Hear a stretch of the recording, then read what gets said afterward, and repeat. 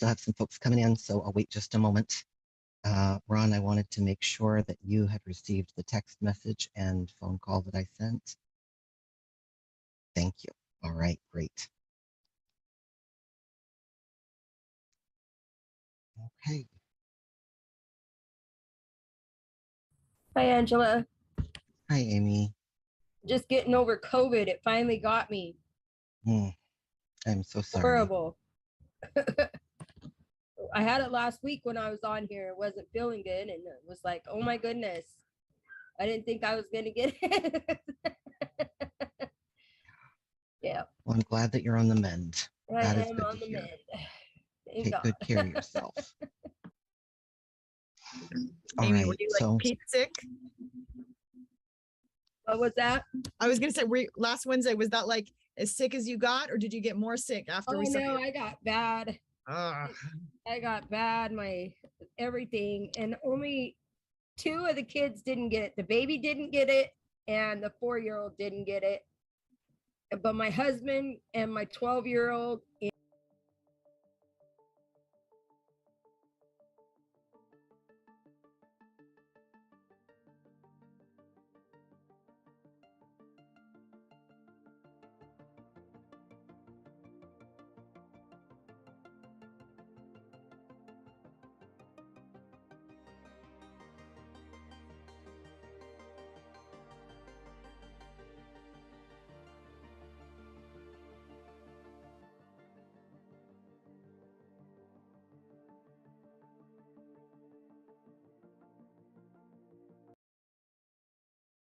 Welcome. I'm Angela Carter. I use they, them pronouns, and I am the program manager for Measure 110 with the OHA. I will be assisting Ron Williams today with facilitating the meeting. A few reminders that we will be recording this meeting for purposes of sharing with members who can't attend and the public. So please remember that this is a public meeting, that we are live on YouTube, and that the chat is subject to public record. If you have any connectivity issues or if you get bumped out of the Zoom, please reach out to Jessica Carroll. Her contact info will be in the chat for you. Also, a note that we have live captioning today in both English and Spanish for this meeting, and that will also be available in a link in the chat. All right, and heads up, so now we are going live on YouTube.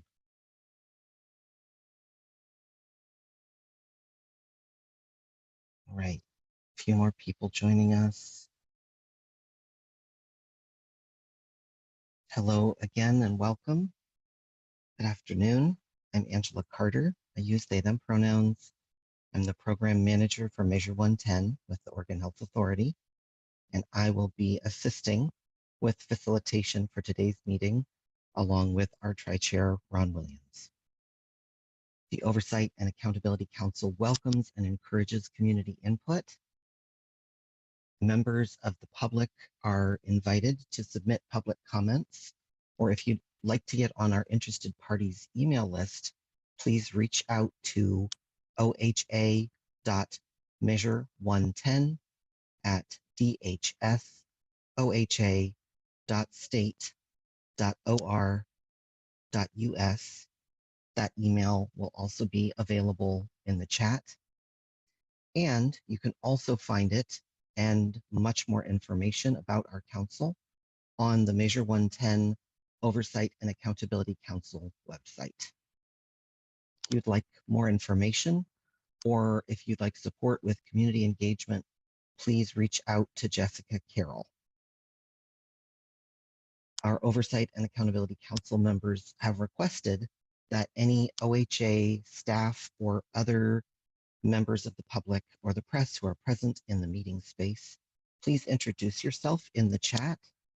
If you would be so kind, we'd appreciate knowing your role with the agency, your pronouns, and if you are a subject matter expert, please let us know your area of expertise. Before we jump into taking attendance, I'm going to do a quick head count and make sure that we have reached quorum.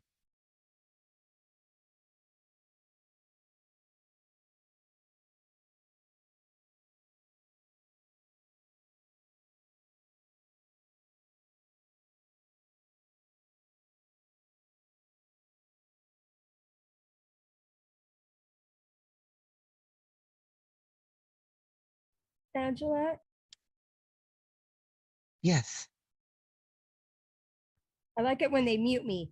I can barely hear you. Is there any way to turn up your microphone or is it just me? It might just be my ears, I guess. You just sound really quiet today. Is anyone else having any issues with hearing me? Nobody I else. can be Okay. fine. Okay, thank you. Okay.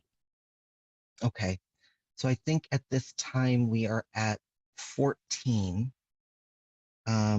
I will do one more count just to make sure.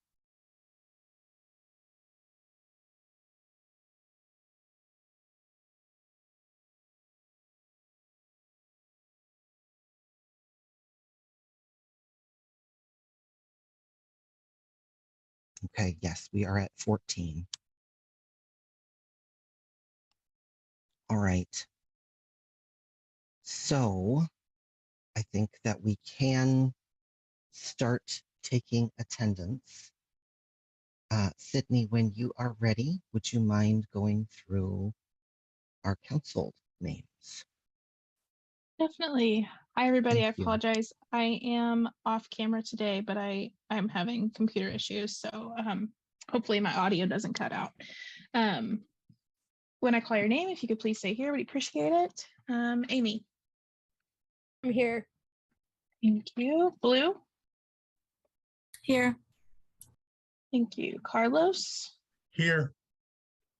It's Carlos. Caroline. Caroline just stepped out for about 5 minutes, but I believe that she will be in this meeting. Maybe we can come back to her. Okay. Dharma. I don't see Dharma. I'll come back. Eowyn. Here. Thanks, Eowyn. Henry. Here. Thanks, Henry. Hubert.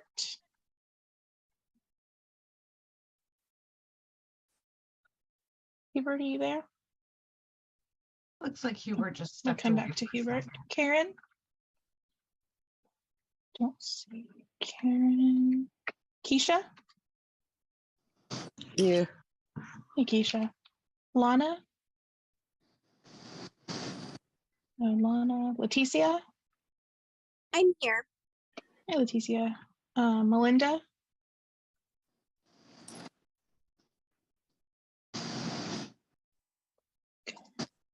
Morgan? Morgan's here too. Nicole? Oh. Oops. Onisha? Here. Thank you. Ron? Here. Thanks, Ron. Sabrina? I'm here. Thanks, Sabrina. Zeb? Yeah, I'm here. Thank you. Thanks, Zeb. All right, go back to the top. Caroline, are you back? Yes, I'm here now. Thank you. Hi, Caroline. Yeah. Hi. Dharma? Still no Dharma. Hubert, I heard you. Sorry, I just didn't want to get out of order. All right, fine. And then Karen. Don't see Karen still. No Lana. Melinda. Did Melinda join? No Melinda. And Nicole. Still no Nicole. All right. And Steve and Dr. Richardson, neither of them are here. So we're at 14.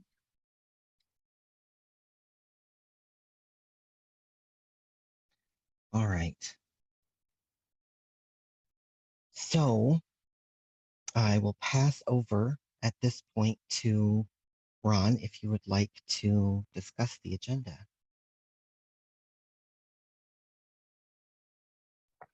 Thanks, Angela. Hello, everyone. So our agenda, hopefully we'll get another member or two on so we can jump into the first part of the agenda, which is the approve grant agreements for Lynn and Clatsop counties, which are ready to go. Then we're going to get some OHA updates from Angela, and we're going to hear after that from DOJ, Wendy at DOJ, who's going to talk about some details related to the grant agreements, particularly property purchases and restrictive covenants and clawbacks, and then following that, we're going to have a rules process. Well, we were going to talk about rules, but that's taken off the agenda. So that was the last message I got. So we are talking about rules, and that'll be the last thing on the agenda. So with that, let's see where we're at in terms of, have we had anyone else come on? I just got a hold of Dharma, who will be joining us shortly just for the votes. Okay, great. Thank you. So if you want to start the updates. We can do the updates first. That's totally fine. Wait for Dharma to join so that we have quorum. All right. So we have a few announcements about both OHA and council activities. We wanted to put out a reminder that there is going to be another election for a new tri-chair. The election would be on August 24th. So we still have about a month before the election. This is more of a reminder than it is an urgent moment to let us know. But if you would like to let us know over the next several weeks, and welcome Dharma, thank you for joining us. If you would like to let us know over the next several weeks, if you have interest in being a part of the tri-chair election, if you have interest in throwing your hat in to be one of our tri-chairs, please let us know by email and we will help you prepare for the election. What we have done in the past has been to have all of the people who are interested in becoming tri-chairs provide a statement that they would then read in the meeting that the election is conducted in. So I will just say for now, if you're interested, let us know by email. We can discuss that further in future meetings.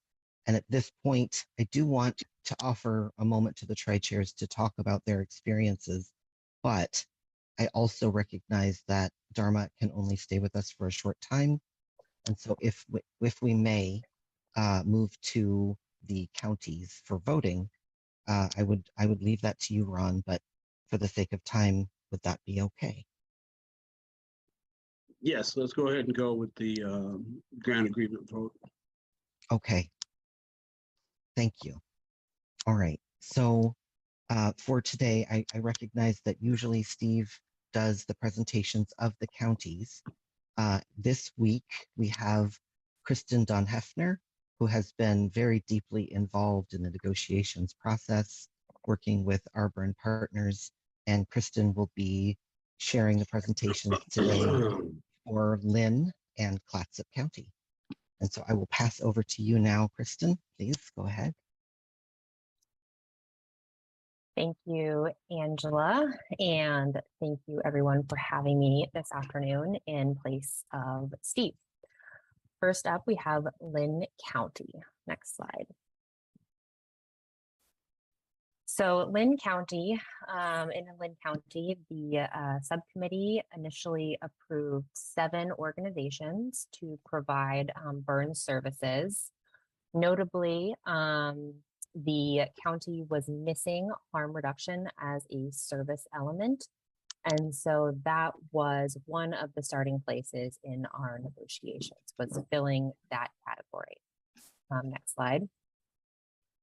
The good news was that Lynn County was under its county allocation. So we had funds to not only fill harm reduction, but per y'all's guidance, also look to expand housing and prorate the remaining funds. Next slide. Before we got into those negotiations, however, we wanted to make sure that we address the subcommittee's concerns and feedback. So for Chance, the subcommittee directed us to remove its harm reduction elements and clarify whether or not the proposal was for beds and vouchers. The subcommittee wanted to make sure that stable housing was a result of the housing program. So in response, Chance removed the harm reduction services per the subcommittee's guidance.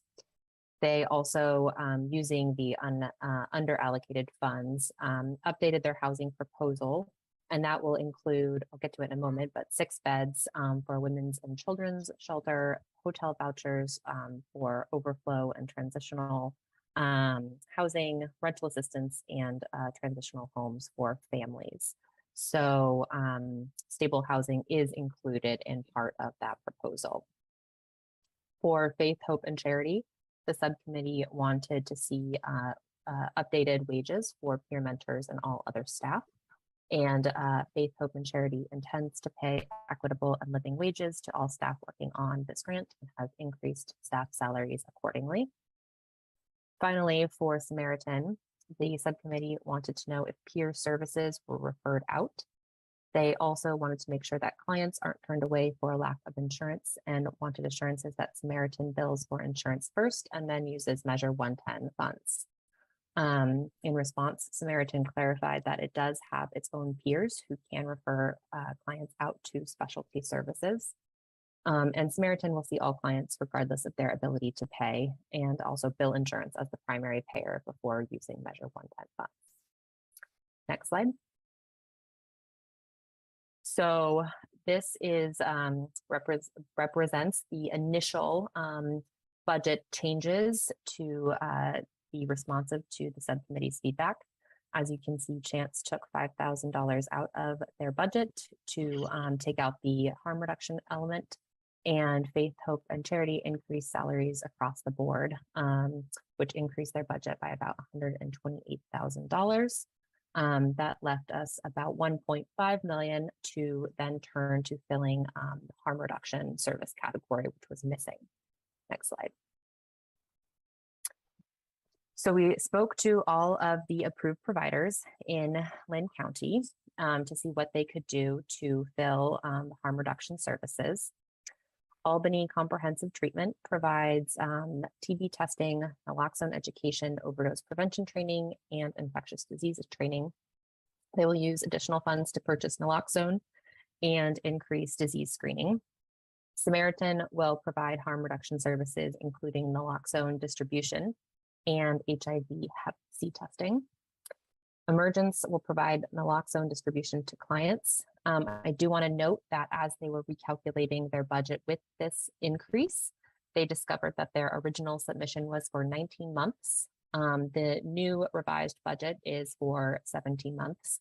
So it is less than their original ask, but they did add in the naloxone, and you'll see that on the next slide. And finally, Family Tree Relief Nursery will also provide harm reduction services, including naloxone distribution.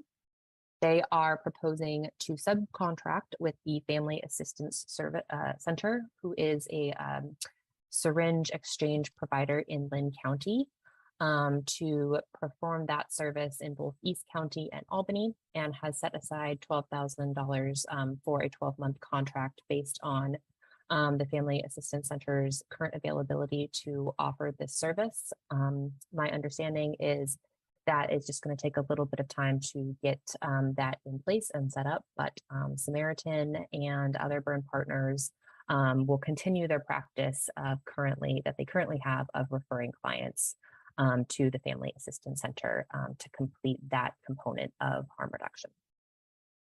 Next slide. So with these changes, again, Emergence did add naloxone, but in revising their budget down from 19 months to 17, that actually trimmed off a little over $7,000. Albany Comprehensive Treatment added 11,000 and change. Family Tree Relief Nursery added 32,400, and Samaritan added just under 100,000, which meant we put about $135,000 into filling the harm reduction service element, which was originally missing. That did leave us $1.5 million of the county's allocation. Next slide.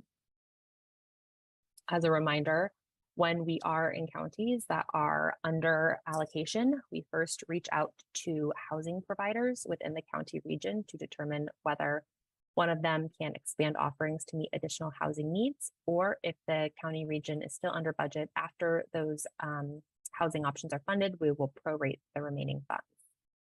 And Sabrina, I see that your hand is up, so I will pause here so you can ask your question. Yes, I was just inquiring about the Family Tree Nursery budget for the $12,000 over 12 months. To me, that just seems kind of small to be providing those services for that length of time. And so that would just be a concern of mine, especially if they're subcontracting. I don't know if the budget really meets the ask, and so I just had to verbalize that. Thanks, Sabrina. That's noted, and I think that was my understanding. That is Family Tree Relief Nursery's best estimate of what services would cost. I think that there will be opportunity as these burns get up and running to change some of the budget items to account for the reality of what folks are facing. So I do think that there will be an opportunity to maybe shift funds around within the Family Tree budget to meet the needs of syringe exchange if they become apparent.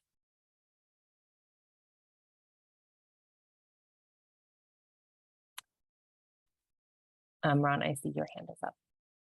Yeah, I was a little distracted, I apologize, but did I hear that there was going to be some subcontracting from a funded entity to a non-funded entity? Did I hear that, or is that?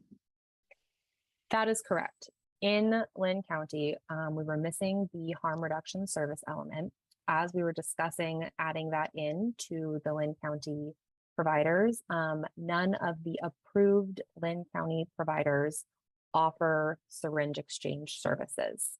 And thus, to be able to refer clients and to have that in their burn, they will need to subcontract with the only syringe exchange provider in the county, which is the Family Assistance Center. Family Assistance Center. So generally, I just want to make sure I'm hearing that right. So it is permissible, is it permissible in all counties or just in this circumstance for burn funded entities to subcontract? That might be a question for John. Yeah, I'll let John answer that. Yeah, and the way the agreements are stated, it says, but actually the way it states very specifically is that subcontracting is not allowed unless approved by the OAC. And so in Kristen presenting this to y'all, she is essentially looking for your approval of that subcontracting arrangement for the harm reduction services.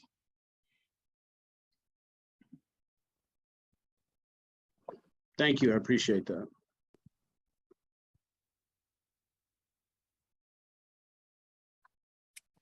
Sabrina, is your hand still up?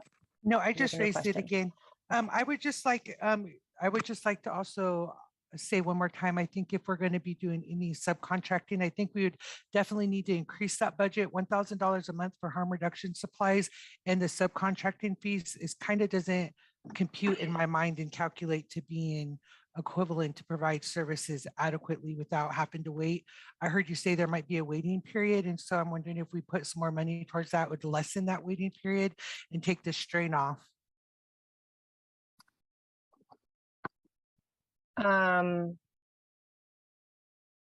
I am not sure if the waiting period is fiscal or just capacity. As the only syringe exchange provider in the county, I got the impression that they are quite busy and they are working to expand their footprint and their services, but that building that capacity just takes a bit of time.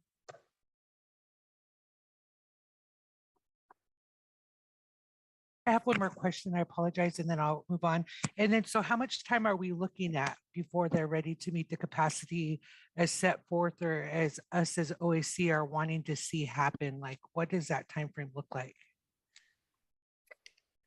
So my understanding is that Burn Partners are currently referring clients to this organization for syringe exchange services, and that will continue. I think the goal is to get them to expand from serving the eastern half or eastern portion of Lynn County to include the western portion, including Albany, and that the goal is to do that in the next 6 months or so.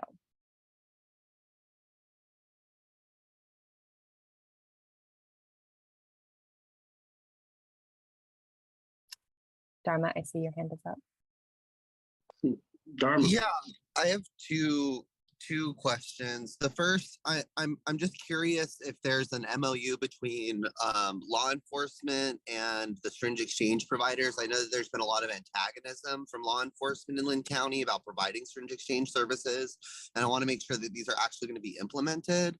Has there been discussions about coordination with law enforcement services to ensure that they can provide these burn services? I am not sure about that, but the county or this provider is currently providing the service. But I don't know any of their arrangements with law enforcement. Okay, and I am really, I guess I am still concerned about the budget for them as well.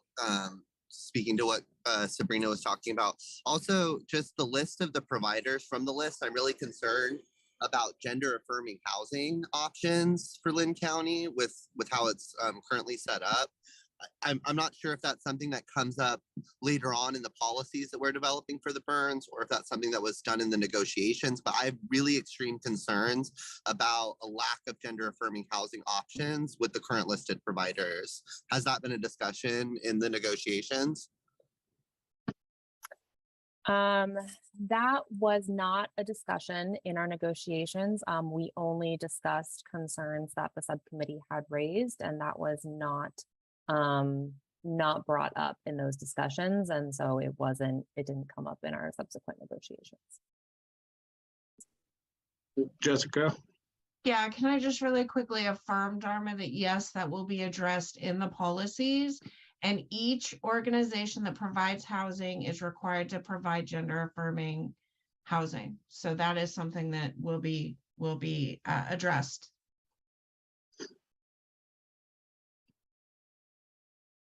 So can you do me a favor and go back over the provision of harm reduction services, that slide?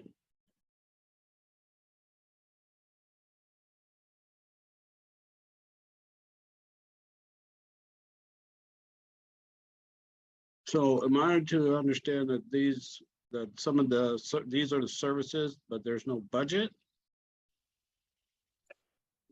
The next slide shows the budget additions for providing these services. So Specifically for, okay, thank you. Specifically for harm reduction, yes. Okay, great. And again, noting Emergence did add money, but they first realized that they were had submitted a budget for 19 months instead of 18, and now we're really 17 months in. So they had a lesser amount ultimately, but they did add funding in. Okay, great. Blue, I see your hand is up. I just had a question on when I was looking at that harm reduction slide. Again, Are these providers that are all going to be considered harm reduction providers now because they were listed that way on that slide? I'm guessing is there a new matrix that will be shown? Yes. At the end of, okay, thank you. Right. Thank you. That was a clarification I was looking for as well. Thank you.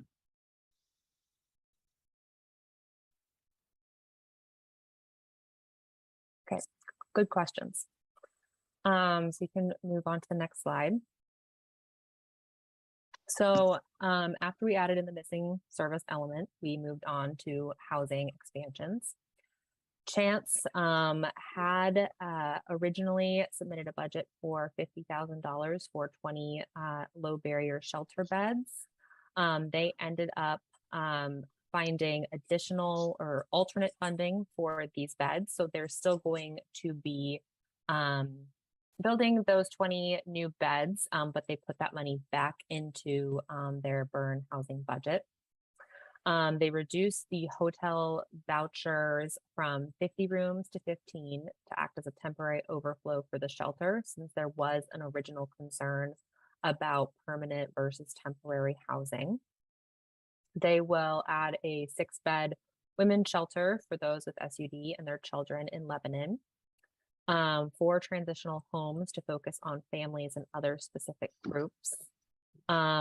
Rent and rental assistance to provide credit checks and rental assistance to those with SUD to ensure they stay housed or find appropriate housing. Some staffing was also in to support all of these new elements, and wages were increased to be a livable wage and match some other providers. Community Services Consortium will quadruple the amount of current services that they're able to provide within Lynn County. Their model for housing helps fund and place individuals and families in units within the community that best meet their unique needs, keeping families together and honoring participant choice, as well as preserving existing housing through vouchers, ensuring privacy and safety for vulnerable populations and reducing stigma. Their increased funding will also go to increase the staffing capacity for all of their housing services, and will provide 5 times the amount of direct housing costs to serve more people and provide longer term services for those who receive their help. Next slide. So this slide, all of the harm reduction elements were now added into the original / amended request column. And in the new column, you see the housing additions. Adding about just under $600,000 to Chance and just under $500,000 to Community Services Consortium for about $1 million and change just for housing. That left $307,000 to prorate across all other providers. Next slide. So with the $307,000, Faith, Hope, and Charity added a peer support specialist and related fringe benefits, staffing costs, and services and supplies for that position. Family Tree Relief Nursery increased staff salaries to match the rest of the county and increase to a livable wage. Samaritan increased residential treatment costs to reflect the current cost of treating folks. And they also increased their media awareness and outreach budget to ensure a strong campaign to address stigma and overdose increases in the region and to promote awareness of burn services. Next slide. So with this, we were able to use all but $16.82 of the allocation. At that point, I think that was mostly a rounding error across all of these elements, and in our opinion, not really worth delaying for another week over. Next slide. And here is the final burn with those harm reduction boxes checked off and all of the providers filling out their services. Last slide. And here are the final budgets. As you can see, we added in enough funds to bring them within just under their full allocation, $16. and as well as fill out the harm reduction service element category, increase some housing, and round out their staff salaries. And with that, I am happy to answer any questions. Jessica. Yeah, so just real quick, we're a little late with this, but I just want to say, you're going to be asking questions about Lynn County. If you have a conflict of interest in Lynn County, either actual or potential, please declare it now.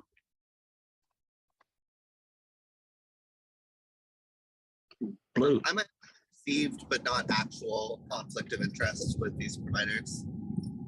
Okay, thank you, Dharma. Noted. And that leaves it up to you whether you want to discuss this and vote. Blue. I just had a question about categorizing a lot of these services as harm reduction. I know for other counties, organizations have distributed naloxone, but I had thought that we had a more comprehensive definition of harm reduction that I'm not sure that all of those organizations are meeting. And I'm just wondering who decided that, or how that all came about, that now so many of those organizations are marked as harm reduction providers. Jessica. Well, I think they were marked as harm reduction providers because they're providing some sort of harm reduction, but I'm hearing what you're saying. And I think that possibly we could look at taking that into consideration and possibly editing that matrix, as long as we have one harm reduction provider. Thank you.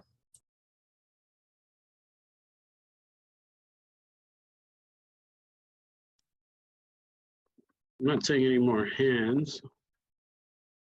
This one, are there any additional questions for the presenter on Lynn County burn funding grant agreements? So at this point, we would, Dharma. Sorry, I just really want to mirror what Blue is just saying too. I have really big concerns about these providers actually being willing to provide harm reduction services. It's just a really big issue in the region, and I just wanted to note those. Thank you, Dharma. We really appreciate that, sharing your concern. Carlos, are you raising your hand? Or Henry? Yes. Carlos and then Henry. Would you like to go first, Henry? I think you had your hand up first, Carlos. Okay. So I used to work for Chance. I don't know if I could make this comment. When I was a part of Chance, because the shelter, the Second Chance shelter is a part of it. When folks would present, seeking shelter. Wait, hold on, Carlos, just a second. Jessica wants to interject. Yes, maybe this isn't the place. Yeah, no, I really appreciate that, Carlos, and I'm sure you have a great lived experience with them. I just want to point out that we can't consider anything except for what's presented in the application. Thank you so much, though. Yeah. All right. Yeah, thank you for. Okay, Henry. Yeah, I guess my curiosity is about, I'd like to hear more about Blue or Dharma's concern regarding the harm reduction services that these organizations have stated they are able to provide based on the application, because it sounds like there's some concern that they're all being considered to be harm reduction service providers now. And so I'm curious, what are the services that they are not, if they're providing naloxone, access to naloxone, what are the services that they're not providing that they would need to be considered as a harm reduction provider? Thank you. Blue, you want to respond to that? I actually cannot find where we have that defined, but I know that part of the language that we did vote on said included syringe services except where prohibited by law, that we were trying to reach for comprehensive services, because my fear is that people would do the bare minimum and would maybe give out naloxone, and that we're not actually offering a comprehensive harm reduction program, but I don't know where that language is, and I'm trying to search on my computer and I can't find it. I remember that too, Blue, and I appreciate you pointing that out. Thank you. Okay, Jessica and then Amy. Just real quick, it's in your chapter 944 rules, which is why we exercised the subcontract option to ensure that we could get syringe exchange. So yeah, it's in your chapter 944 rules. Right, that was kind of my question, was the 944 rules specifically state a harm reduction provider must provide syringe services? It's in section 0010, number 14. It's an option, it's not a requirement, is that correct? I believe it was also noted, Allison just noted it in the chat as well. Thank you, Allison. Yeah, so that's the definition, the way you all defined harm reduction. That's what that is.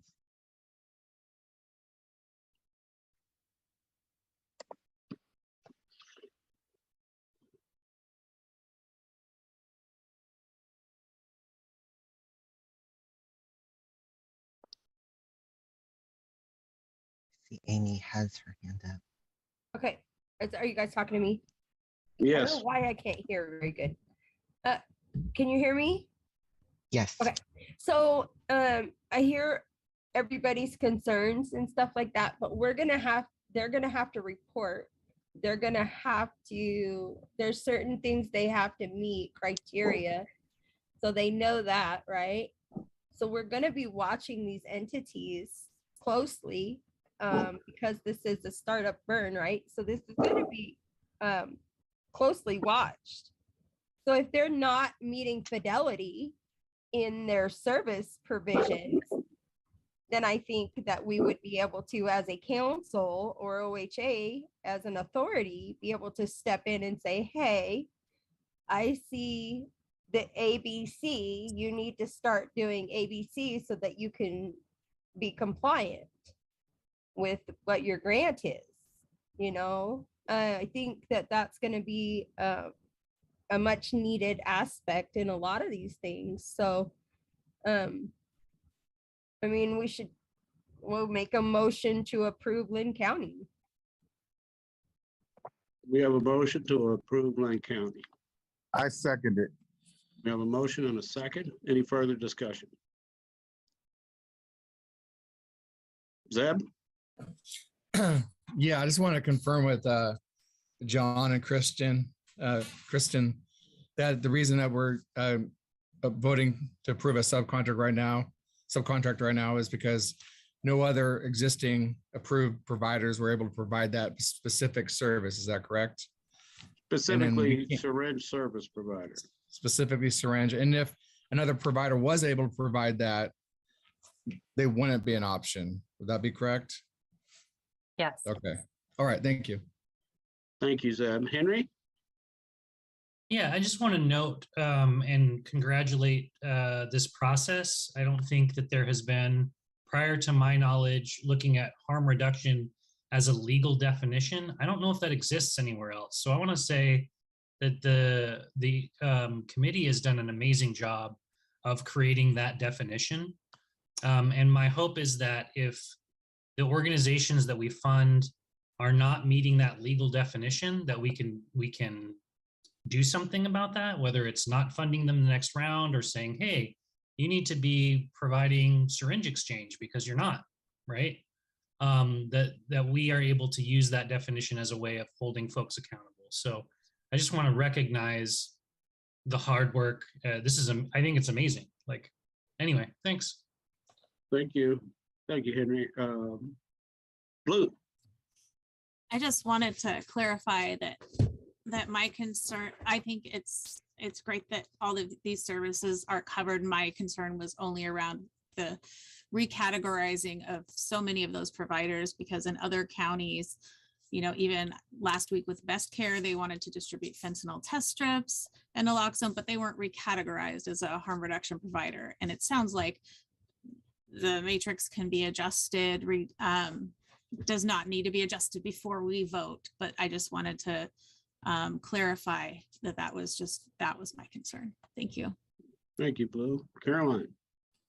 I think we have to remember in the original application, there were areas that says that it's going to be monitored by the health system staff. I guess in this case, it would be whoever's assigned to Measure 110. And then I think we need to understand that every county is unique and every county might be seeing some of these definitions a little bit differently. And some folks are going to be able to handle some of these areas and some of the other areas are going to need some technical assistance. I think we have to we need to get through these counties, in my opinion. We need to get them funded. We need to leave it up to the staff to provide that technical assistance to them if they feel like they're wandering too far off the path. Because I'm really, I guess, concerned about some of the media that's out there totally looking at us, and we still have not, push all these counties to be funded. So I think we need to kind of let Angela and Jessica do their job after we get everyone funded, because they're going to have to provide the technical assistance at that time. And that'll give us time. If we need to redefine things for the next go round, then it's up to us to redefine that to make it a little bit clearer. Thank you, Caroline. Really appreciate your comments. Carlos. Thank you. I can't figure out my little hands up thing. I agree with what she just shared. Lynn County doesn't really have, like when we look at Portland area, it has so many resources available where Lynn County really doesn't. And, if we just fund Lynn County or approve it, along the way, there will be these mechanisms where they'll be created or start to guide it a little better. I don't even know if that made any sense. I just wanted to share that point because it's just that county, the way that it's set up, doesn't really have a lot of resources. Thank you, Carlos. Appreciate your comments. So we have a motion and a second to approve burn funding for Lynn County. I'm not seeing any additional hands or folks with comments or questions. I believe we can call the question. Okay, motion to approve Lynn County. Amy, how do you vote? Yes. Thank you. Blue? Yes. Thanks, Blue. Carlos? Yes. Thank you. Caroline? Yes. Thank you. Dharma? Yes. Thank you. Aowen? Yes. Thanks, Aowen. Henry? Yes. Thanks, Henry. Hubert? Yes. Thanks, Hubert. Just double checking, still no Karen. Leticia? Yes. Oh, I skipped Keisha. I'm sorry. Keisha? Yes. It's Keisha. And Leticia, I got your yes vote. Melinda? Yes. Thanks, Melinda. Morgan? Yes. Thanks, Morgan. Let's see, still no Nicole. I see Onisha's vote in the chat is yes. Ron? Yes. Thank you. And then Sabrina stepped out. I don't see that she has returned. Zeb? Yes. Thank you, and that passes with 15. Did you call Melinda? I did. Okay. Well, thank you. So the next item of business is to consider the burn funding proposal for Clatsop County. So, Kristen? Thanks, Ron. Can we get the Clatsop County slides up, please?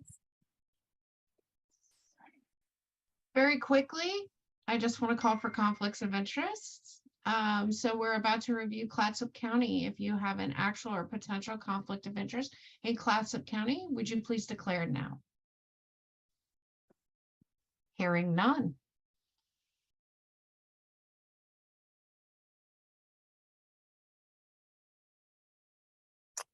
All right, Clatsop County, next slide. In Clatsop County, the subcommittee also approved to have 7 providers move forward. Unlike our discussion in Lynn, all of the service elements were met going into our negotiation. Next slide. Also, similar to Lynn County, we were under the Clatsop County allocation by about $2.6 million. Next slide. We first wanted to address the subcommittee concerns and feedback. So there's a question for Morrison Child and Family Services about whether families using those services were required to have an open child or family case before the agency would assist. There's also a typo here. The subcommittee wanted to make sure that peer salaries included a livable wage. That should be up top. But the program is voluntary and parents can self-refer for mentoring services. Nearly all of the clients that Morrison serves are either self-referrals from a preliminary child welfare hearing or are clients who have an open child welfare case. And they updated their peer salaries to match the concerns and feedback of the subcommittee. The subcommittee also had a clarifying question for Clatsop Community Action on whether they were adding more housing or sustaining what is already available. And they wanted to make sure that funding goes to SUD clients, not mental health clients. And in response, Clatsop Community Action will be providing housing to SUD clients per the subcommittee guidance. They are also going to be sustaining and adding housing inventory in Clatsop County. Next slide.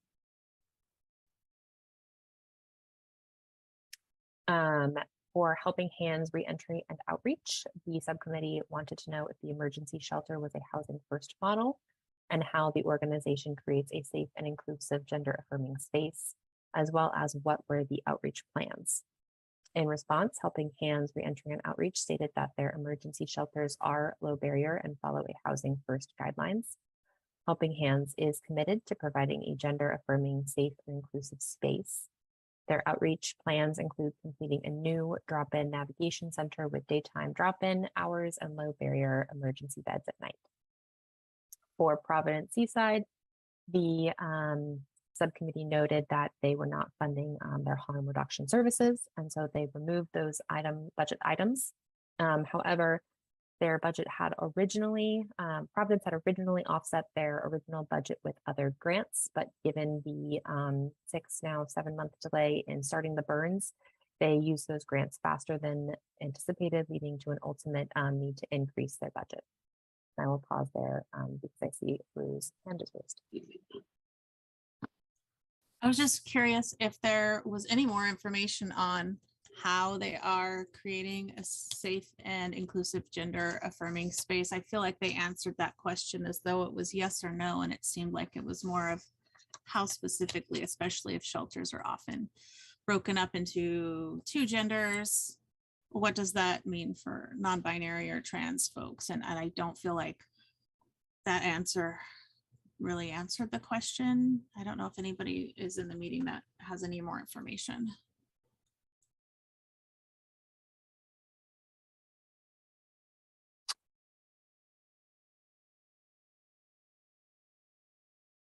I do know that they are using the additional funding to not only supply shelter beds, but transitional beds. And I think we'd be happy to follow back up after today with the answer to your specific question.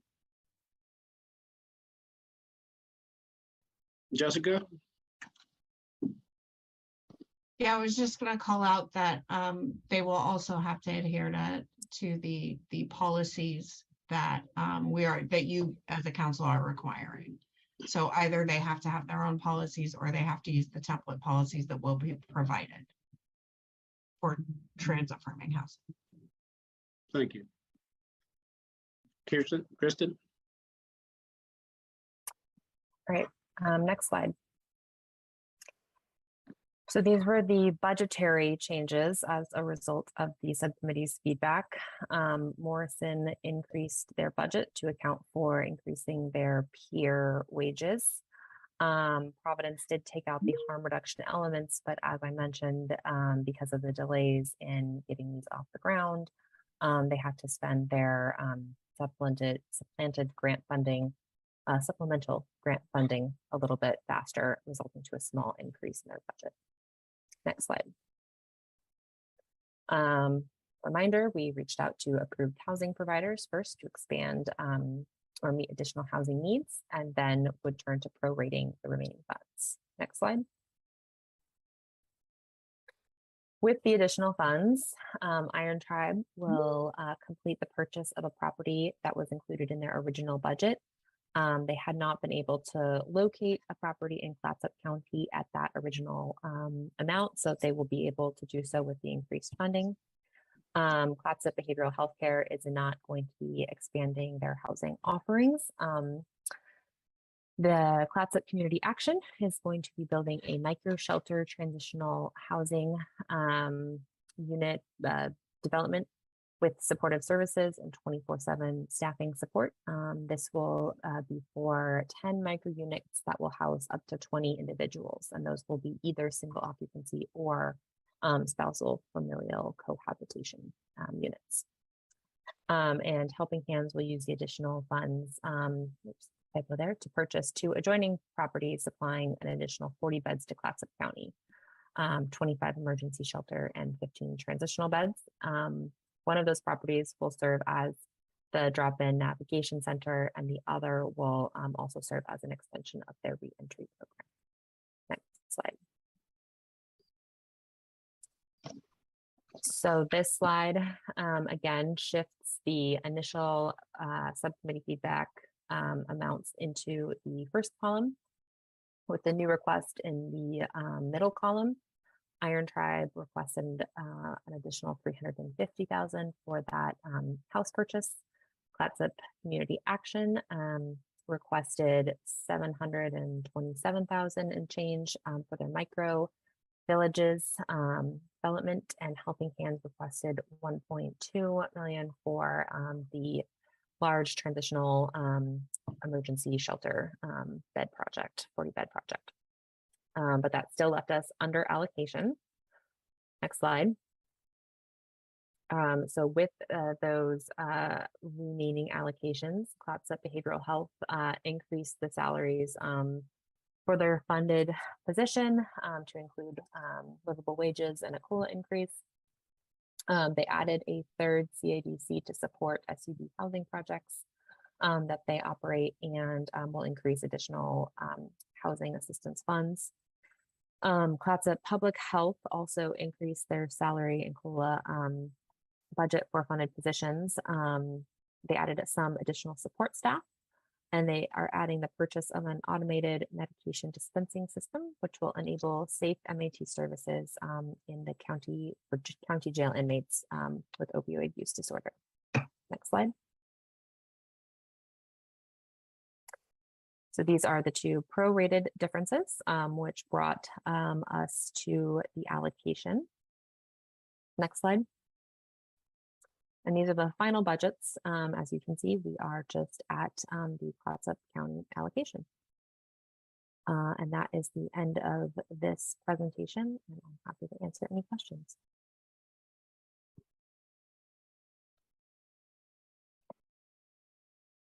Does anyone have any questions regarding Clatsop County burn service providers? Seeing none, we would entertain a motion.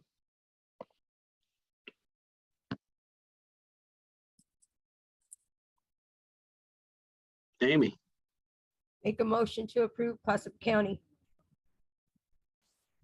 I second that. Oh, you got Nicole, we have a motion from Amy and a second from Nicole. Yep. Any additional discussion? Any other questions or? Seeing no hands, seeing no one waving, no questions in the chat. I think we can move on to call the question.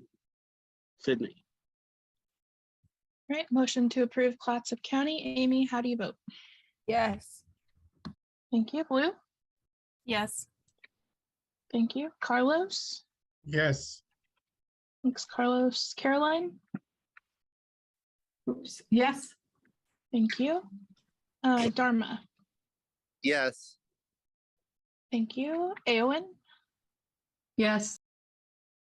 Thanks, Eowyn. Henry? Yes. Thank you, Henry. Hubert? Yes. Thanks, Hubert. Just checking to make sure Karen has not arrived. Keisha? Yes. Thank you, Keisha. Leticia? Yes. Leticia. Melinda? Still here?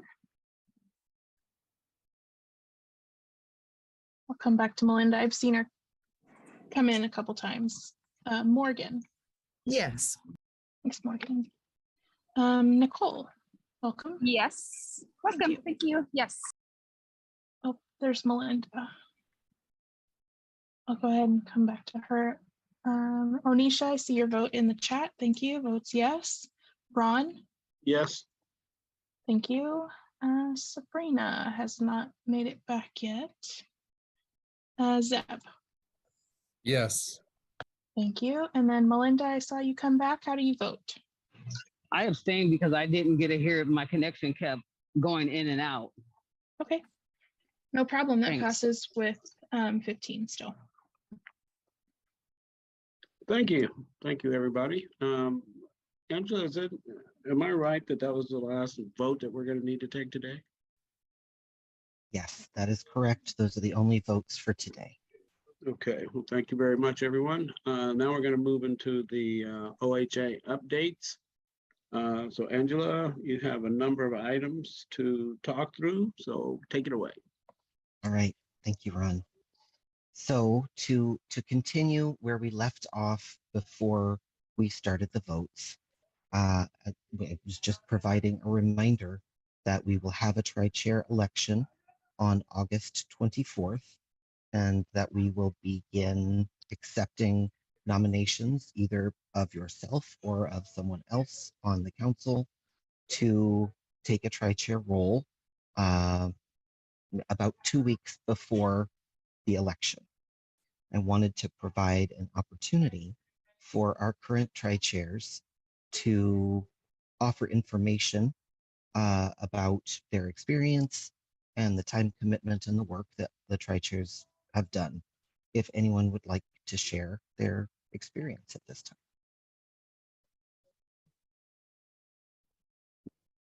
Keisha or Blue? So the time commitment is maybe, I think we have an extra hour and a half of meetings per week that we meet as tri-chairs. And sometimes that's the only additional time that we spend each week. And so far my experience has been pretty positive. I am definitely still learning how these things work and sort of operate, but I've had a really positive experience so far. And so that's all I've got, but I'm happy to answer questions if folks have any. Keisha, do you have anything?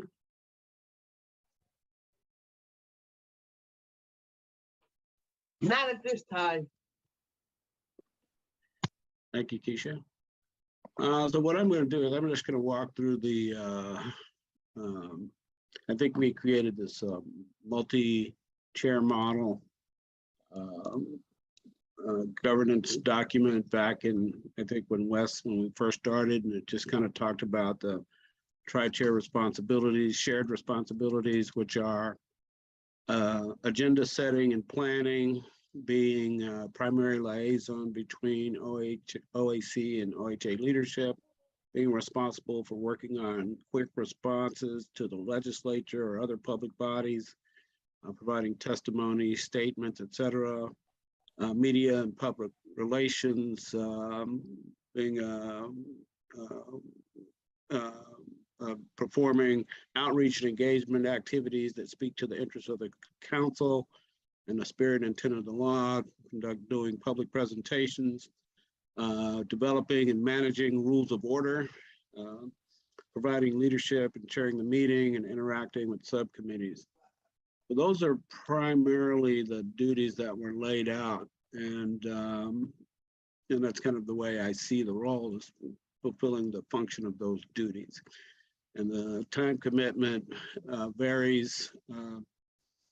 I think one of the things I think Blue didn't mention is all the tri-chairs are also, integral in the subcommittees, or integral in the evaluation subcommittees, media subcommittees, so they participate. So that adds time, and also adds time when we do presentations to the legislature and other bodies. We also have been involved in tribal consultation, for example. So there are other areas beyond just the typical duties of managing the week in, week out responsibilities of the OAC. And that's pretty much what we have to say about it. Any questions? So I don't think Angela mentioned that the election is August 24th. Correct. And there's a process that you're going to explain now? Yes.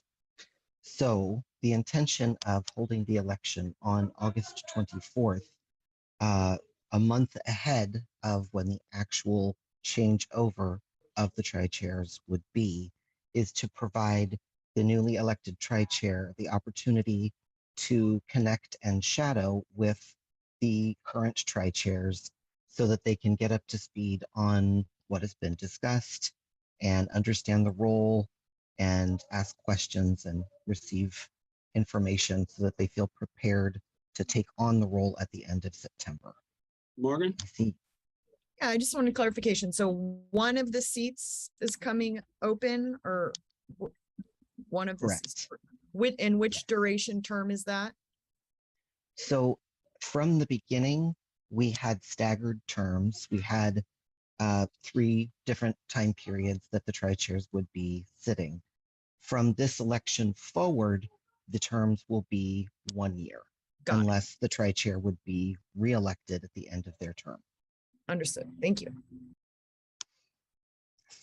And so the process would be that we would begin taking nominations 2 weeks prior to the election. We would share that information on those nominations with the council, and each person who was nominated or had nominated themselves would be provided the opportunity to share a statement about their interest in being a tri-chair on the day of the election. Then the election would be held. The voted in tri-chair would have the opportunity to shadow the current tri-chairs through the month of September and take on the role at the end of September. I believe it is the 25th of September. And so that then would begin their term of 1 year of tri-chair on the council. And that is, I believe, the entire procedure. Does anyone have any questions? All right. So please take some time, think about your interest. If you'd like to join the candidates for tri-chair, let us know. We'll help you prepare a statement, provide you with the basic information of what would need to be included, and then you will have the opportunity to read your statement on the day of. The election would be held, and then we would go from there. All right. So moving on from the tri-chairs discussion, wanted to let you all know about some of our meetings that we have been holding with the Burn partners. At this point, we have begun having kickoff meetings. The kickoff meetings are, we are inviting those Burn partners who have a completed and signed grant agreement, and we'll be inviting them in waves. So shortly, we'll have another wave of grant agreements complete, and those Burn partners will be invited to the next kickoff meeting. And then again, as we complete the remainder of the grant agreements, we would have a final kickoff meeting. These meetings are intended to provide information and a bit of a roadmap for the next steps after the grant agreements are signed, helping them understand what they need to do for memorandums of understanding, providing them information on who to send those MOUs to, providing them information on the insurance requirements and where to send documentation of those things, and providing them information on the policies and procedures templates that will be provided to them shortly so that they may build their policies and procedures to send to us within 90 days of receipt of that template. And so we'll continue to have those kickoff meetings and inform all of our grantees of their responsibilities for receiving funding and moving forward. We also have begun holding meetings that will be essentially an office hours meeting every other Tuesday. We had our first office hour meeting this past Tuesday, yesterday.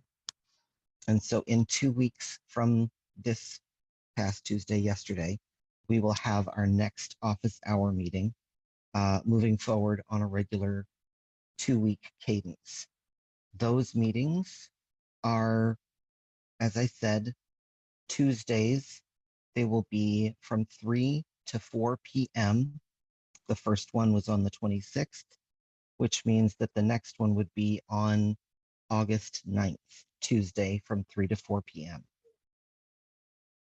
That is a space for people to come to ask general questions that may be applicable across the board to other burn partners. We will be answering as best we can in those meetings. If we are unable to provide information at that time, and it is applicable across the board for other burn partners, we will be including those questions and answers in a frequently asked questions document that will be regularly updated. The Thursday meetings are a technical assistance meeting. Those meetings would involve questions about financial or program reporting, and any other technical aspect of fulfilling the requirements of the burn grants. And so those will be ongoing every other Thursday. The first technical assistance meeting will happen tomorrow. It will be in the morning at 9 o'clock. And then the next after that would be Thursday, August 11, again at 9 a.m., moving forward from there every 2 weeks. So we have begun engagement with the burn partners to help them with the next steps, to help them understand their grants, and to assist them in their process of fulfilling their grant agreements. Just wanted to let you know about those moving forward so that you are able to share that information with anyone you know who would like to have that information. And last, I have some news that I will pass over to our council member, Eowyn. Eowyn, would you like to make your announcement? Sure. I wanted to let you all know that I am resigning from the council. Back in March or April, in the midst of reviewing applications, I got some news about some medical issues that I have that have required a lot of my attention. And I have been trying really hard to hold out to help us with quorum, because I know that that's been important. But the time has come that I just need to pay attention to this. I have surgery coming up, and there's been a lot of medical care that I've needed leading up to that. It's been such an honor to be a part of this group. It's been messy, it's been complicated, it's been beautiful. I have generally been pretty quiet because I've wanted to trust you all and leave it in your hands, because I think medical providers tend to take the front seat much too often in this decision making. And so I've had the joy and the inspiration of hearing you all wrestle with the details, learn new things. I've been humbled. I've been inspired. Sometimes I've been frustrated by the process, like many of us. But I did want to let you know what an honor and what a privilege it's been to be a part of this group.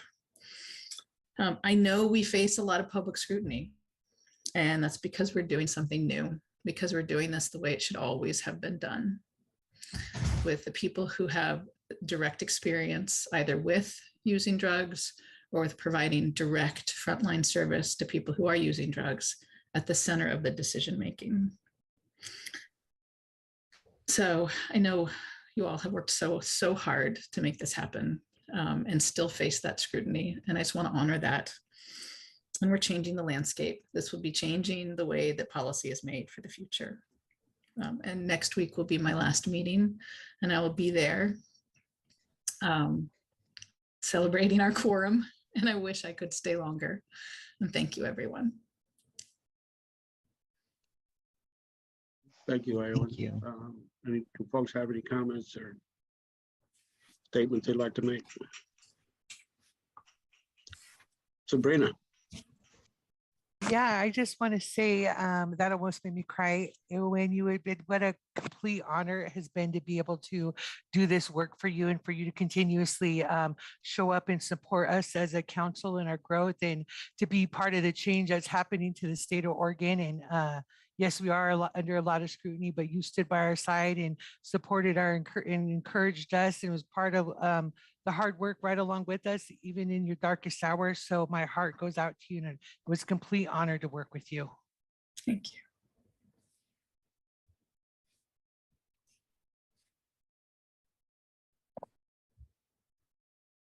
Well, Morgan.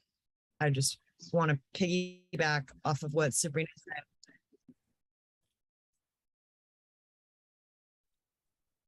Can you hear me? My data appears to be questionable. Hear the very first part. Amy.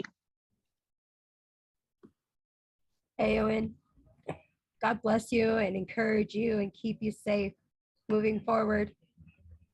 It has been a pleasure having you on our committee. You are quiet, very quiet, but it is a true pleasure, and you helped pave the way too. Don't forget your importance and your importance in everyday life. I don't know what you're facing, but I feel that you can put on the armor of God and face anything that comes your way. And so I send love and encouragement and comfort. And thank you for your kind words and your hard work. Thank you, Amy. Zeb. Yeah, thank you, Awen. I just want to echo what everybody else is saying. It's been a tremendous honor to be a part of this with you, especially with what you're going through. I mean, that's a tremendous courage and strength that you've shown. And I just want you to know that I'll be sending positive vibes and energy your way. If you ever need anything, don't hesitate to email me and I'll get back to you very fast. Thank you. Blue. Yeah, Eowyn, I just want to thank you for pushing through as long as you could, even though you're dealing with a lot. You've been super helpful for me, understanding what it's like for a treatment provider and a doctor to work with people who use drugs in a way that is meaningful. And I think, as you call it, heart-centered. So thank you for all of your work on this council. It really means a lot.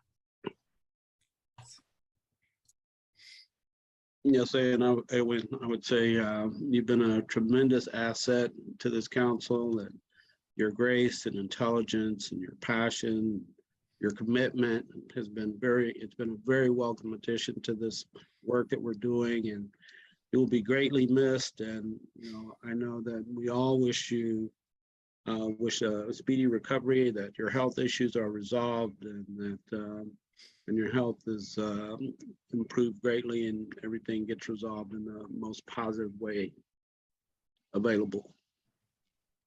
And thank you very much. And for some reason, I can't raise my hand right now. Oh, go ahead, Keisha. Sorry, I want to say thank you, Aowen, for all your hard work and dedication. I know what it's like to battle health issues and still try to show up here. I've had to show up from many different places because of the commitment to the community and the folks that we're trying to save. Thank God I have an amazing couple of tri-chairs that are helping me navigate through health and, taking the brunt of the load for me. And you have been amazing. I like your perspective, your point of view, and I know how hard this decision must be because it is a battle when your heart is in it, but your health isn't. And thank you for your work.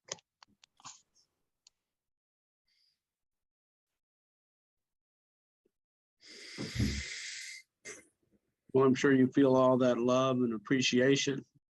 And we'll see you next week, but know that beyond that, you will be greatly missed. Thank you, everyone. Really, really appreciate you all. Thank you so much, Aowen, for sharing your time with us. And thank you also for taking care of your health. That's a very precious thing, and I'm grateful that you are doing it.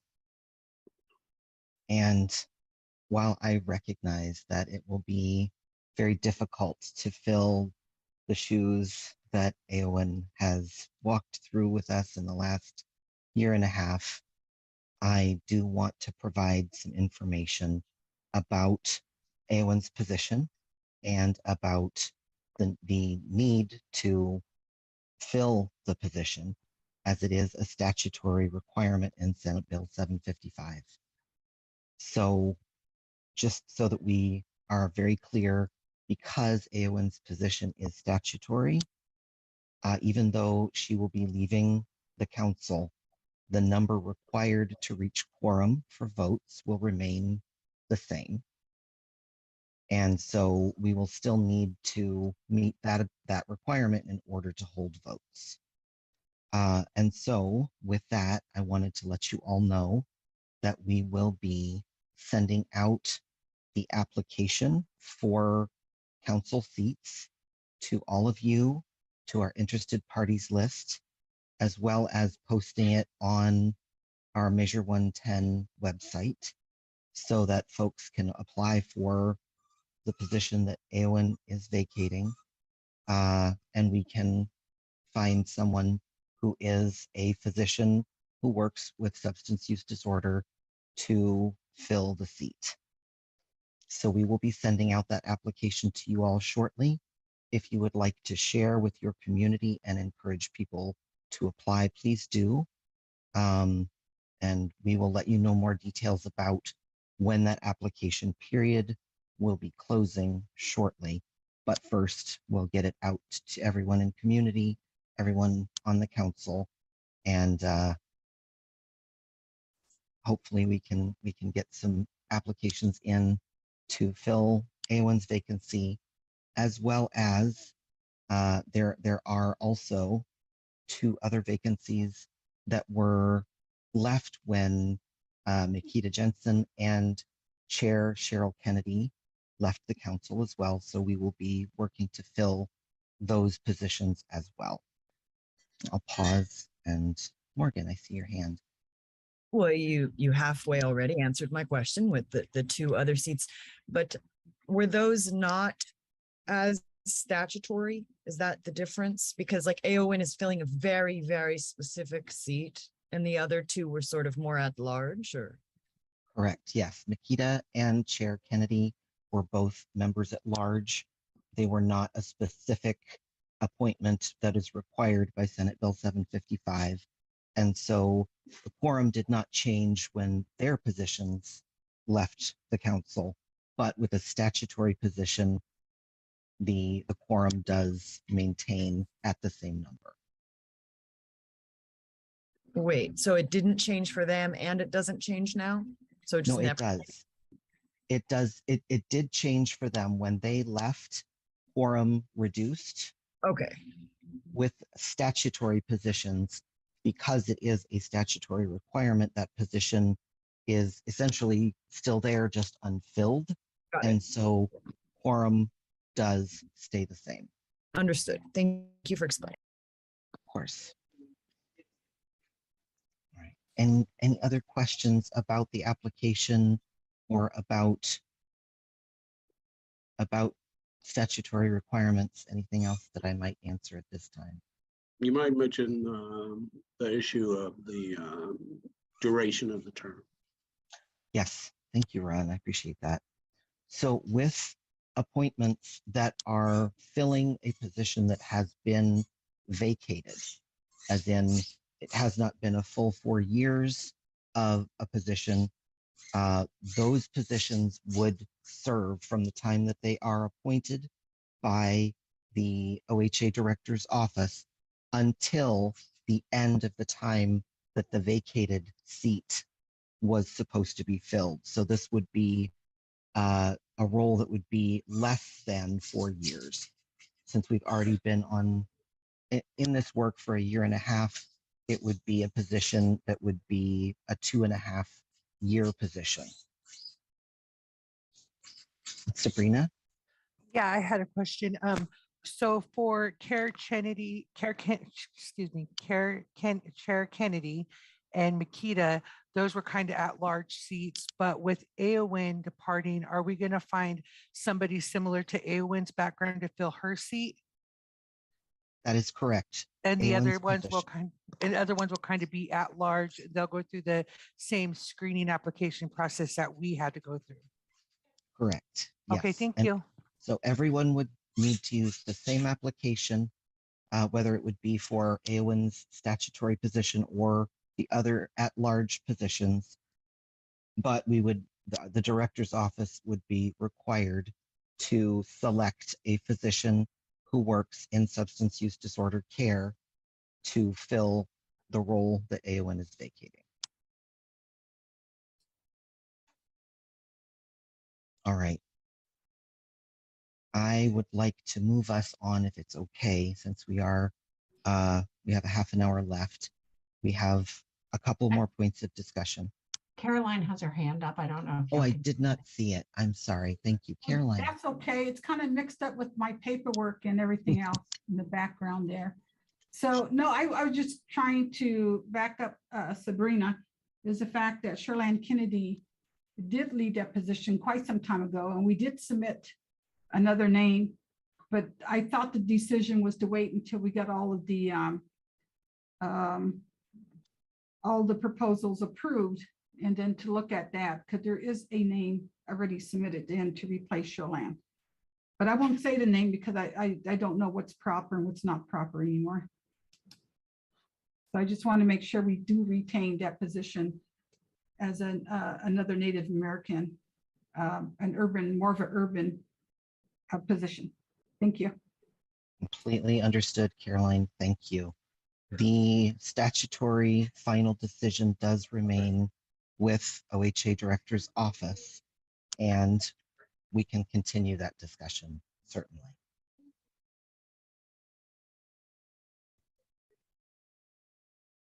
All right, Sabrina. I just want to make sure I heard you correctly. So for that name that Carolyn's talking about, they can apply and be submitted and take into consideration, correct? Yes, anyone Okay. who would like to apply may definitely apply.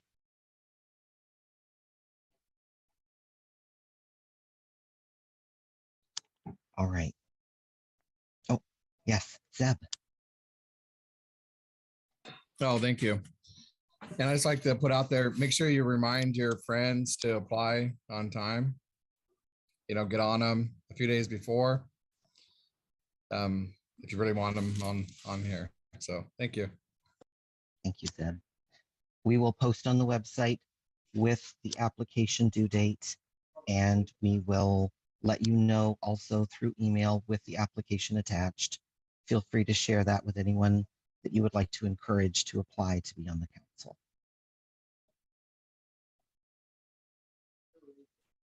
All right, thank you. And if I may, Ron, would it be appropriate now to move on to the discussion of the notification about grant amendments for property purchase? Yes, I was just wondering though, just due to the chunk of time that's remaining, 25 minutes. I'm going to leave it to your discretion as to how we go through that. I'm not sure how much information is involved. Okay. The rules discussion is a relatively brief presentation of the process. It's just a review and a reminder of what the council will need to do over the next several months to make the temporary rules permanent. I would give over to John and Wendy from Department of Justice to discuss the property purchase first, and then I will fill in whatever time is remaining with the information about the rules. If we need to revisit that conversation next week for clarity, we certainly can. And I can share the PowerPoint so that you have written walkthrough of what the process would be. That's great. So John and Wendy. All right, thank for you. joining Good us. afternoon, everyone. I think actually this could be relatively quick because we just wanted to provide an update on where we are with this. This first slide is just a reminder of the motion that was passed by the OAC. I forget the exact date, but it was a few months ago. And it basically described the fact that we would move forward with a trust deed or other instrument for a minimum of 20 years to secure property that's purchased through with the DRTF funds through the burns. And after much discussion with DOJ, which is one of the reasons why Wendy is here, we landed on the particular approach that we wanted to take. And it's a little different than what we've typically done, because typically we have done trust deeds on most property. But what we decided to do after a lot of internal discussion was take an approach that was more akin to how the housing agency has typically done things.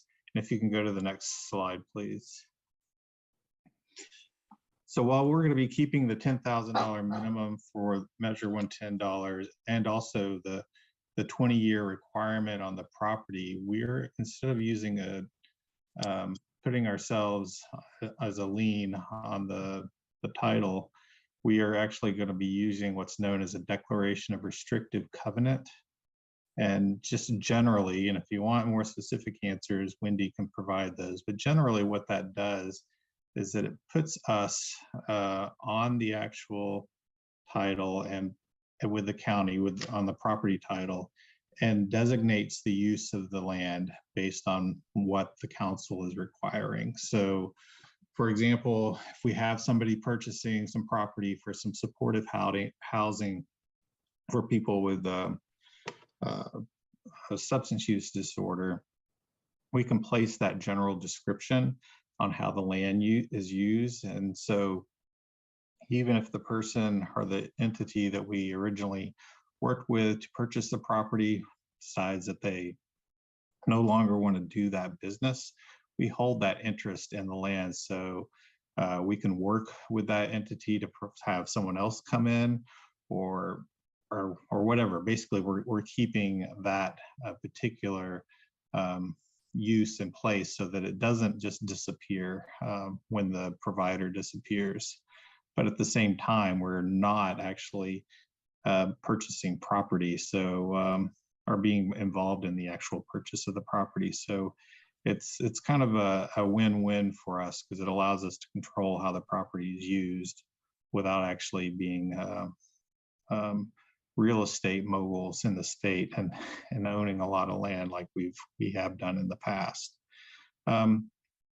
So, and it will also, as I mentioned earlier, it also allow us to keep things in a 20-year period. If through negotiations we did decide to let loose of the land, the entity that we gave the money to would still be required to return some proportion of the dollars, depending on how long they ended up using it, up to that 20-year period. And as I mentioned earlier, this would be, the declaration would actually be recorded in the county property records. So it's tied to the property and to the land, regardless of who is actually doing the service. And the grant recipient can actually negotiate or buy out if OAC and OHA, feel that that's in our best interest. So that's what I wanted to provide you guys with some additional information on in terms of the approach that we're taking. We are working on actively working on one of the property purchases for Symmetry in Harney County, and for all the others that have that kind of arrangement that you all have approved through the various burns, they will be following suit. So that's all I really wanted to present, but if you have any questions for myself or Wendy, we're happy to answer them.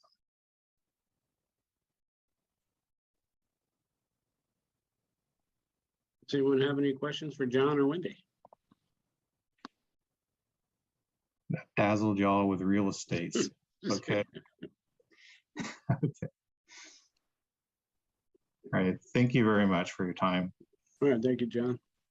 And I believe we can now move on, Angela, to rules. And I think Colleen and Hannah are both here. Thank you. I appreciate that, Ron. Let me just make sure. I know that we do have a new rules coordinator who is with us here today. I'm looking to see if Colleen has joined yet. I see her window. Yeah, Colleen's here. Okay. All right. Thank you. Then would you be willing to put up the PowerPoint, Sydney, please? Thank you. All right.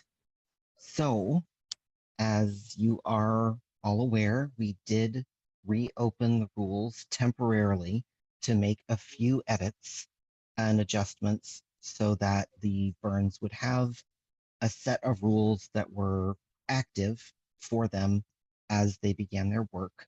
And so this is basically just a walk through the process over the next several months to go through a similar process as we did before to take the rules from temporary to permanent. Let's go to the next slide. So we made the temporary filing on June 24th of 22. And as with all rules, we have 180 days to make them permanent after we make them temporary. So that would mean that the rules must be made permanent by December 25th of 22. We can go to the next slide. This is just a really high-level overview. I just included it so that if you would like to refer back to the details, you can look here to see what the process is. And you're going to send this out?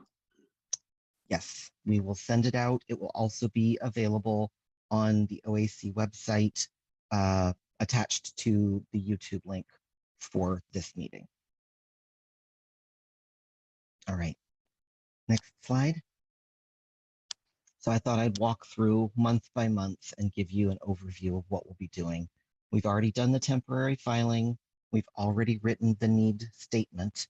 And so for the month of August, we have a couple of steps. Anything that is highlighted in, or made bold rather, is a step that the council would be taking part in. So we will have a consult with tribal liaisons by the 5th of August. We'll have a notice worksheet and draft text ready to go by the 12th of August. And then we will need to have a rules advisory committee. And so as previously done, the council selected the RAC members. And so that process would occur again by the 10th of August. We will have those invitations sent to the RAC members that are selected about 2 weeks before the meeting. So around the 12th, after you all have made your final decisions. And then we would hold that RAC, that Rules Advisory Committee meeting, sometime in the week of August 22nd. Let's go to the next slide. All right. Oh, one back.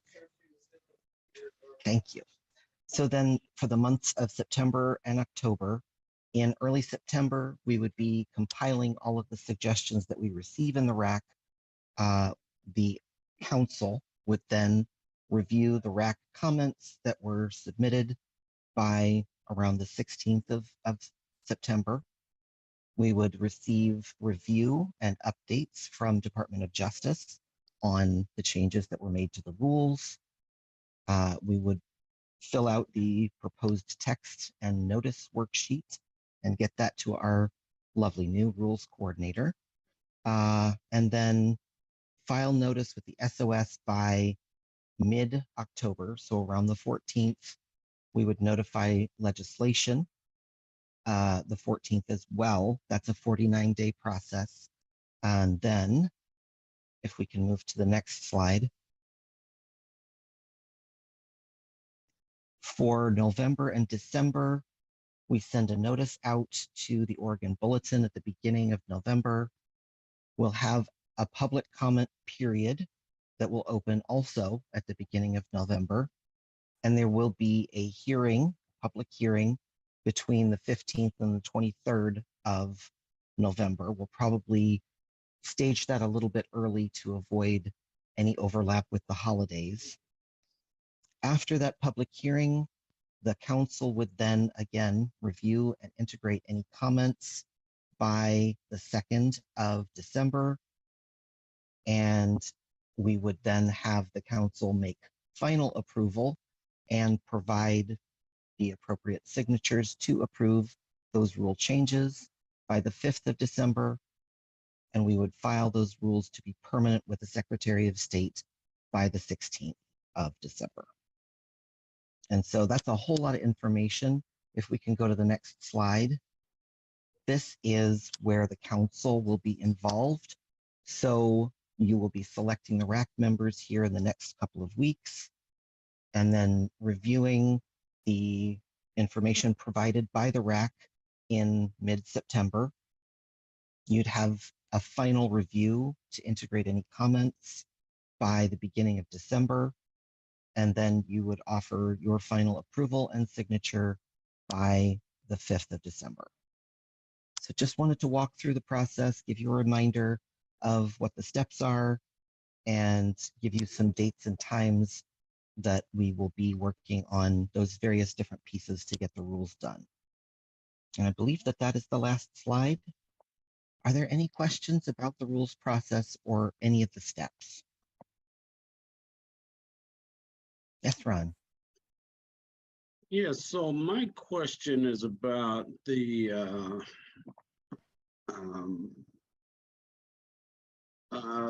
majority of the rules. So we have a limited scope. My understanding is we're the rules that we are seeking to adjust are limited. I mean, there are only 2 or 3 elements. But by opening up the rules, and then when we have the RAC and the public comments, are all of the rules available to the RAC for comment, or just the ones that we're adjusting? And same thing with the public comment. Thank you, Ron. I would love to pass that question to Colleen if you are up for answering. Yeah, definitely. It kind of depends what the council wants. When we open up rules, you know, one at a time, so it's the full rule from the title all the way to the statute, so all that text in between, we don't open up just a sentence or something, then we are opening it for the RAC to comment on, and eventually when we get to the public comment, then we'd be asking for their input as well. So if you have changes that you want to make beyond the scope of kind of what we had planned and what was in the temporary, you can. What we absolutely have to file on are the ones that we did the temporary changes on. So I hope that answers your question.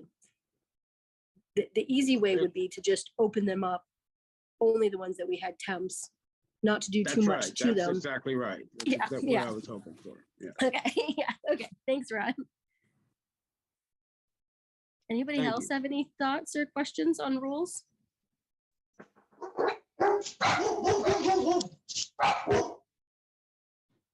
And just one more follow-up. I don't see any other hands. Is there a minimum number for the RAC? Oh, the RAC membership? Yeah. We like to suggest 7 to 9 people. An odd number is always good.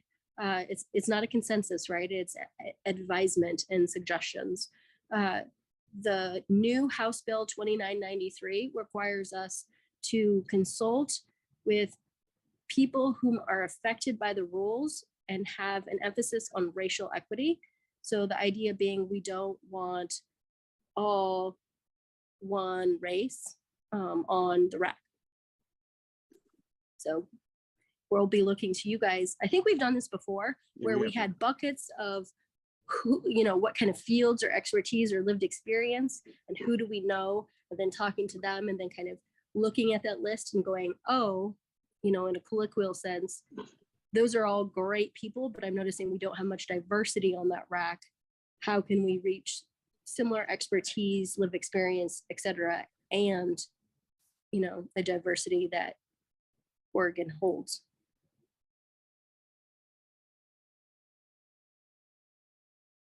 Thank you. Yeah, you're welcome. Okay, and I have a question also for you, Colleen. Caroline Since has we, one. Go ahead. Please go ahead, Caroline. Sorry about that. Maybe I need to move my camera. It's in the plant. Yeah, you can't see my hand. So I do think the I should know this the 770 cluster bill. We call it 770 cluster bill for the tribes for so long. There really is a bill number, but I do believe if there's any major changes, you have to do tribal consultation with the tribe. So we need to keep that. Yeah, so the tribal consultation process is part of every rulemaking we do. And we have Angie Albee, I believe, is our tribal liaison. And every time any of our behavioral health related chapters have rulemaking, we check in with Angie and it goes to the tribe's representatives and they determine if a consultation is needed, what we call the Dear Tribal Leaders letter is needed, or if it's not a critical event and they say, we don't really need to know, but just keep us appraised of, what rulemakings occur in your monthly report. So there's kind of the three choices and we let them determine it, not us. Right. And I'm assuming you also CC Julie Johnson. Yes, it's Julie's. Yeah, it's Julie's unit. So Michael Stickler is Julie and Michael. Right. Yeah, exactly. Okay, good. Okay, just thank you, Colleen. But sometimes I think if I don't keep it active, sometimes we skip that, then we have to stop everything, and I don't want anything to be stopped. Yeah, I don't want anything to be stopped, and I don't want to overlook that part of our process. Thank you. It's very important. Yeah, absolutely. And just for clarification, I believe it's Angie Butler is our liaison. Yes. Sorry. Angie Albee is the manager of psilocybin services. Oh, thank you. Thank you. Okay. Any further questions? Okay. So then my next question is, since you, I should say, the council would need to make your selection for RAC members by 2 weeks from today. I believe that it may be a good idea to get started in making that decision. And I would like to propose the possibility of continuing this discussion at our next meeting after folks have had time to give some thought to who might be appropriate for the RAC, if that is okay with the council.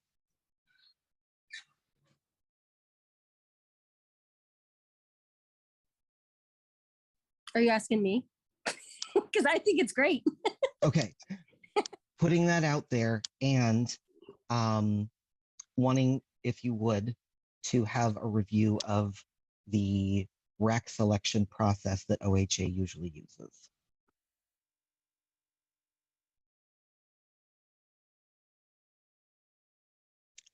That, I'm sorry, if you would be willing, Colleen, I apologize. Would you be willing to review what the selection process is that the OHA usually uses for a RAC?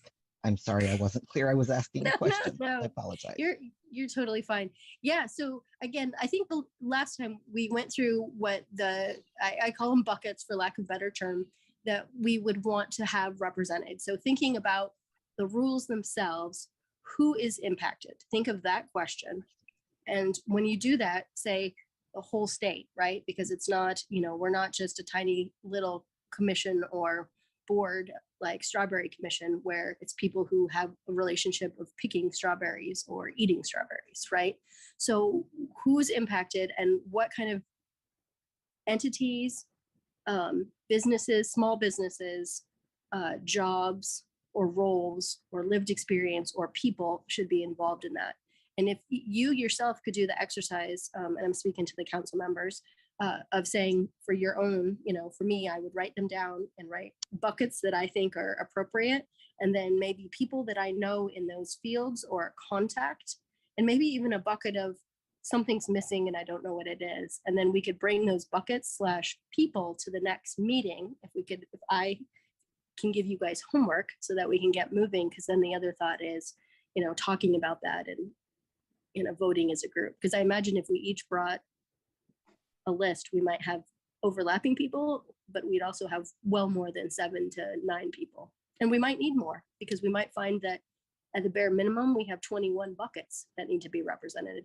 And I'd be curious also if somebody could pull up, and I don't know, Angela, if that would be your team, of who we had on the rack last time. So it gives us an idea of what our buckets were and who those particular people were. And then the council can decide if they like the buckets, they need more buckets, or if they want to ask the same people, or they want to make sure they ask different people so as not to overtax those people as well.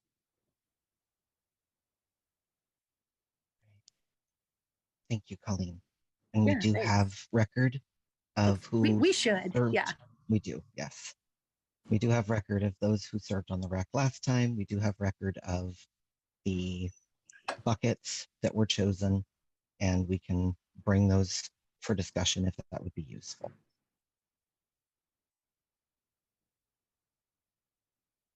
Are there any other questions that we can answer about this?